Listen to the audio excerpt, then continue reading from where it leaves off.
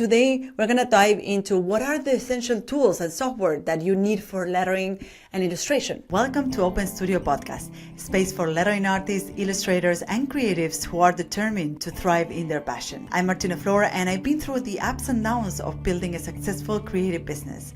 From struggling to make ends meet to achieving my dream of becoming an award-winning lettering designer, I've learned valuable lessons along the way. Now, I'm here to share those lessons, strategies, and tips so that your journey can be smoother. Whether you're looking to turn your passion into a career or want insights to boost your creative business, this podcast is your guide. Join me on the Open Studio Podcast and let's make your creative dreams a reality.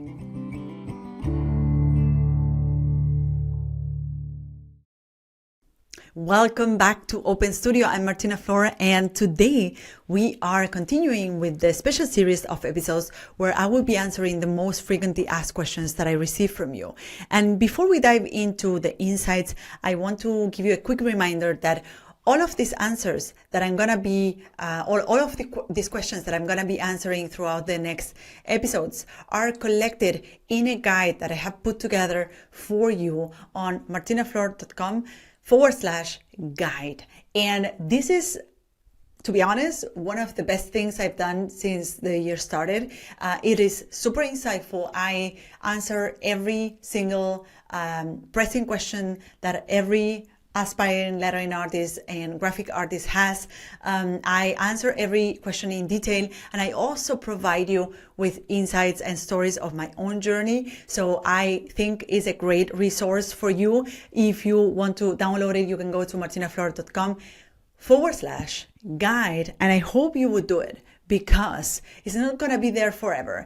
And I want you to have this guide. I want you to have this guide regardless of whether you're just starting or if you have been in the game for a while. Because if you're starting, it's going to give you an understanding of what are the things that you need, what are the roadblocks or the mindsets that you need to acquire. And also, if you are already in the game, if you are already working as a lettering artist, it will perhaps help you rethink some of the things that you're doing and provide you with some new ways of doing it, right? So go ahead. It is for free. There's no reason for you not to download it. It is on martinaflor.com/guide, and it's for free.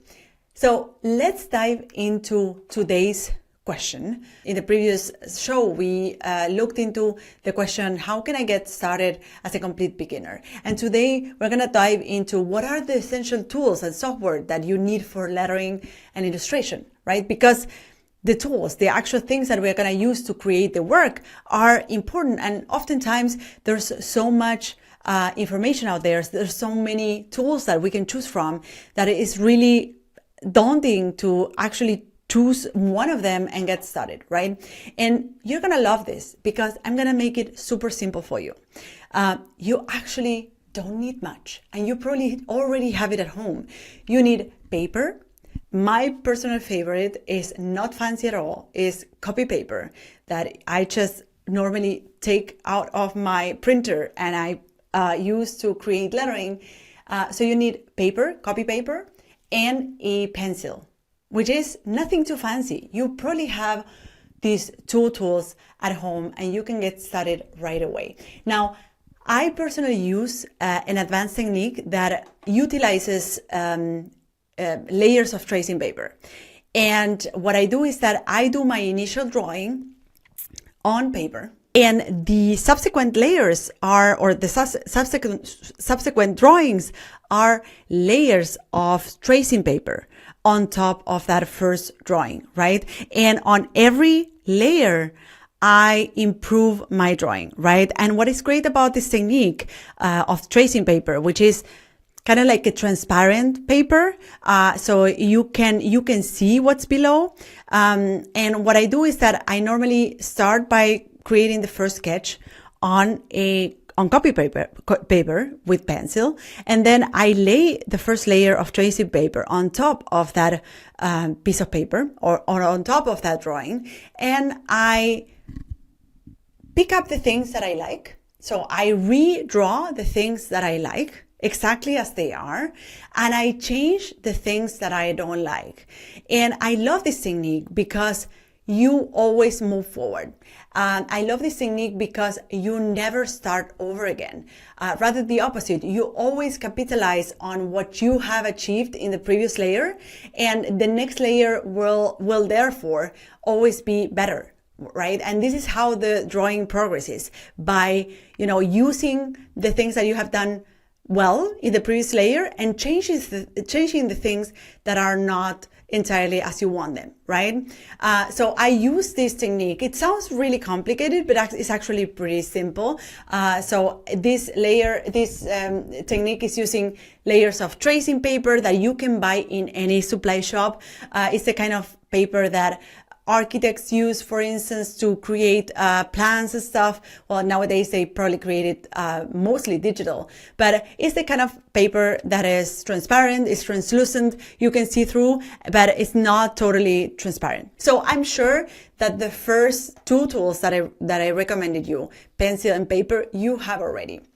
Now, I always recommend exploring digital techniques because it opens a whole new levels of possibilities to create designs, right? And the tools you use will really depend on the type of project you are creating and the style or effect you would like to achieve. So here are two digital softwares that I personally prefer and that you could explore, and that they are really easy to approach. Number one is Procreate for iPad. So Procreate is an app, no affiliation whatsoever with the app. I use it personally for my work, and I recommend every software or everything that I use in my own work. I recommend it regardless of whether I am an affiliate of or not. So Procreate is an app that you can download to your iPad. It is very cost efficient or very cheap, and this app is super intuitive to use and gives you a quick jumpstart into the digital medium. It's very intuitive because you are using your digital pen onto the app, and you're drawing as you draw with your pencil on paper. You draw the same way. It sort of replicates reality onto the app, right? And it allows you to add color and use different brushes, which is amazing. This feature I really like. And you can also work with a digital desktop setup, right? So you can customize your setups and have your own customized work setup on the app. Now, another tool that I recommend is Adobe Illustrator. And this tool gives you a whole new level of control over the shapes of your letters.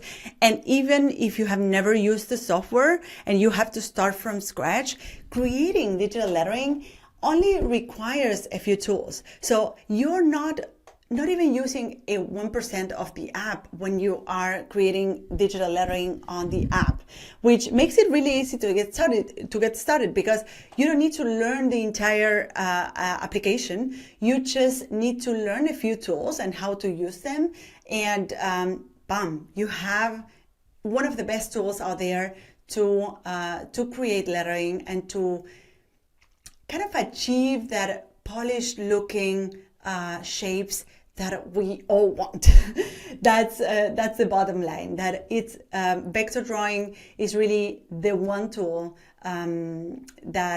specifically Adobe Illustrator as a vector drawing program or application is the one tool that will allow you to gain full control over your shapes, right? And you have precision, you have control, you have perfection. And this tool is preferred for designs that require scalability and precision. So for instance, in the case of a logotype design or an artwork that needs to be scaled onto different formats, because there will be occasions if you work professionally as a lettering artist, and let's say you create logotypes for clients, right? You create custom logotypes, which is one of the applications of lettering. This logo that you create will need to be able to adapt to different formats, so that if your clients wants to print a huge billboard in the public space with their logotype, it will not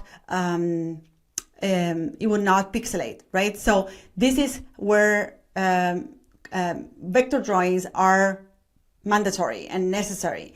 This is why also many lettering artists are eventually using Adobe Illustrator as one of the main tools to draw lettering, is because it's super versatile. It provides all the tools that you need to add color, texture, to use brushes and customize brushes, and at the same time it provides all this flexibility in terms of scalability and precision. Now, there is a sort of an ongoing discussion around which app you should be using as a lettering artist or illustrator, right? And there's those that are advocating for Procreate and those that are advocating for Adobe Illustrator. And I don't want to get involved in this discussion, because I personally believe that you should use the tool that helps you create the best work ever. And you should use the tool with which you feel comfortable and with which you can achieve the best results. And that is different for each one of us, right? Now, it is important to understand that if you work as a professional lettering artist, or if your aim and your expectations are to work as a professional lettering artist, you will surely face a moment where you will need to create a vector drawing, either for a logotype or for a design that needs to be scaled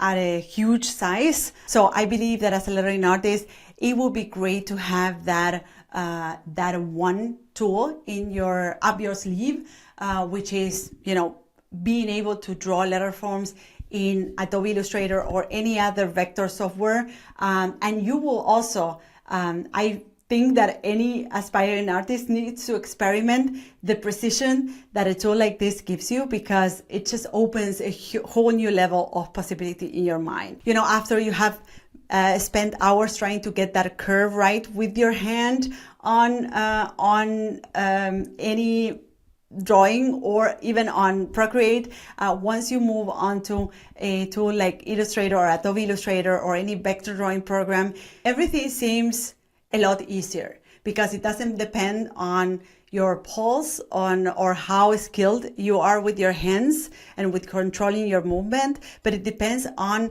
a mathematical calculation that the computer does for you. So either way, if you feel comfortable with Procreate, go ahead, draw in Procreate, and later on you can learn Adobe Illustrator. If you want to dive into Adobe Illustrator, I would totally recommend to do that, because it's not a complicated app to learn. It's very easy to learn, and the tools that you're going to use to create lettering are just a few of them. So you don't need to learn the entire software in order to create beautiful lettering. So I hope these insights are useful, that you get an idea of what are the tools that you need to get started with lettering. As you know, you can get started right away. I know that you have a pencil and paper at home, so you can get started with that, and you can upgrade them later onto digital tools so that you can add color, texture, and benefit from all of the perks of a digital environment. But for now, if you're just getting started, go ahead, grab a pencil, grab a piece of paper, and start drawing. I hope this episode has motivated you to move forward and to get started. In the next episode, I will be answering how can I transition from learning lettering as a hobby to making it a career. So stick around. If you cannot wait for the upcoming episodes and you want the answers right now, you can go ahead and download the guide that I have put together for you on martinaflor.com/guide. It is for free. It is beautifully designed. It is one of the best things that I have created in this since the beginning of the year. And you can go ahead and grab it right away and get the answers that you are looking for. Other than that, share this episode with a friend, a colleague that is interested in lettering and doesn't know where to start or which tools to use. Go ahead and share with them. Grab the link of this episode and share it through WhatsApp or via email. And I will see you on the next episode of Open Studio. Bye bye. So this is it. I hope you loved this episode.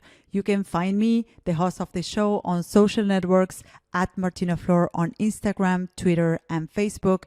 If you have a question or comments, go to martinaflor.com/podcast, where you can see previous episodes, find show notes, and send voice memos with your comments and questions. You can also watch these episodes on YouTube. Just go to martinaflor.com/YouTube to find them. You can, of course, listen to all our episodes on your favorite podcast platform. If you loved this episode, subscribe to this podcast. And if you leave us a review, it will help others find us. Thank you all for listening, and see you in the next episode of Martina Flor's Open Studio. Bye-bye.